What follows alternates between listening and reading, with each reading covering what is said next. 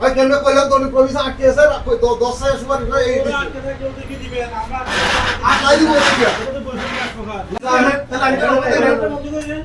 আমি বন্ধ দিছি ওদের বন্ধ করছে আমি বন্ধ দিছি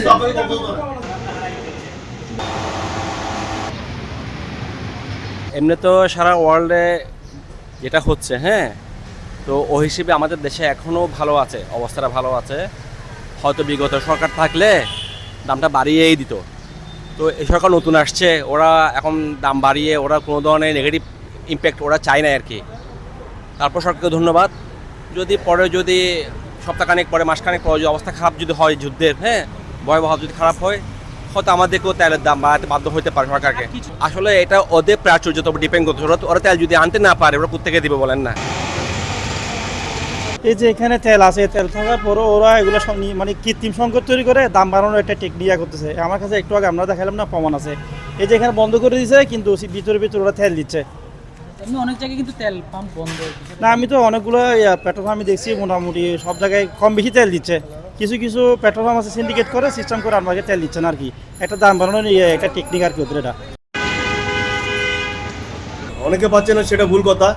যারা আসছে আমরা রেশনিং করে যা তেল ছিল অল্পতে তা দিয়েছি। এখন এই মুহূর্তে আমাদের কাছে তেল নেই, বুঝছেন।